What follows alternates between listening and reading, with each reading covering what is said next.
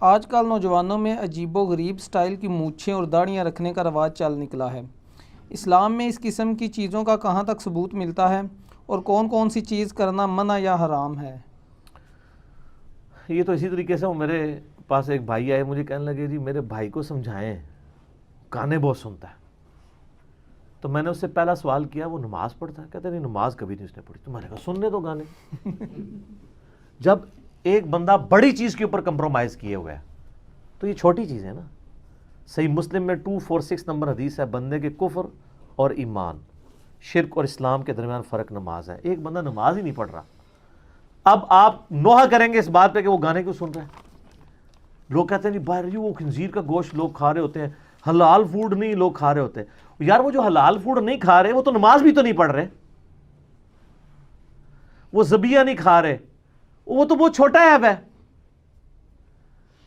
جس طرح جب کمیونزم تھی، یہ رشیا کی جو سٹیٹس آزاد ہوئی ہیں، ابھی تک وہاں یہ حالت ہے، کئی مسلمان ہیں، ان میں اور کافروں میں فرق یہ ہے کہ کافر جو ہے بغیر بسم اللہ کے خنزیر کا گوشت و شراب پیتے ہیں اور مسلمان بسم اللہ پڑھ کے کھاتے ہیں، بس یہ فرق ہے۔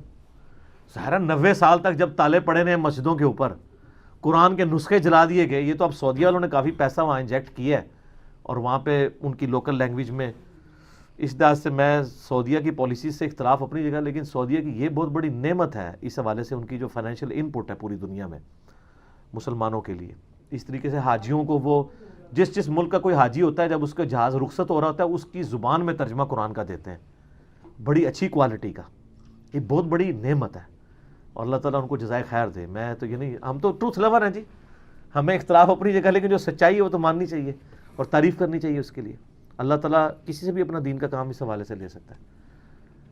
تو یہ اب مونچھیں عجیب و غریب رکھنا، فرینچ کٹ رکھنا، ظاہر ہے ان لوگوں کو تو اس سے بڑی چیزوں کا آئیڈیا نہیں ہے۔ مونچھیں آپ بڑی رکھ سکتے ہیں، یعنی طبقات ابن سعد میں باقی کتابوں میں ملتا ہے کہ سیدنا عمر نے بڑی مونچھیں رکھی ہوئی تھی، لیکن وہ یہاں سے بڑی ہوتی تھی اور اس کو تاؤ بھی دیتے تھے۔ لیکن یہ جو ہونٹوں کی اوپر والی لائن ہے نا، اس سے اوپر مونچھیں ہونی چاہیے۔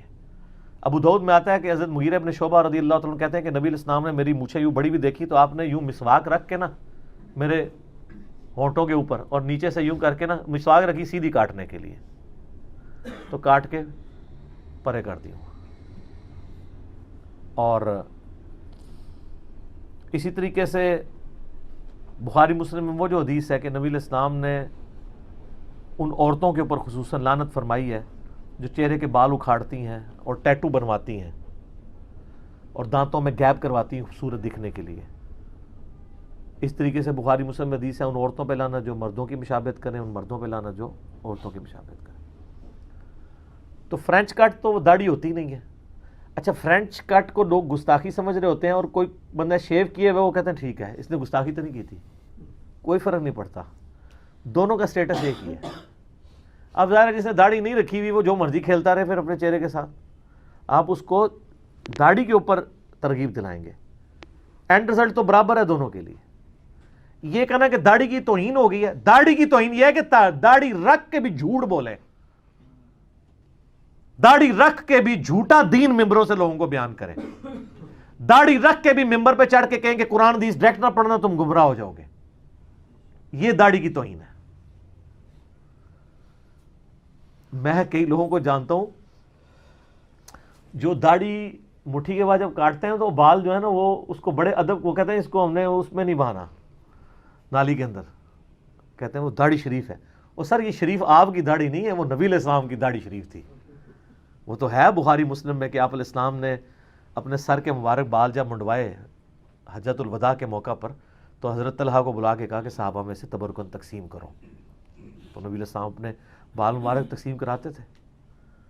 حتیٰ کہ وہ صحیح بخاری میں آتا ہے ام سلمہ نے نبی علیہ السلام کی وفات کے بعد کچھ بال مبارک آپ علیہ السلام کے نکالے اور کہا کہ یہ نبی علیہ السلام کے بال مبارک ہیں، ہم میں سے جب کوئی بیمار ہو جاتا ہے ہم اس کا دھون مریضوں کو شفا کے لیے پلاتے ہیں۔ میں بلکہ وہ محلے کے لوگ، بخاری میں آتا ہے کہ ان کو برتن بھیجا کرتے تھے تو وہ اس میں ڈبو دیتی تھی تو مریضوں کو شفا ہو جاتی تھی۔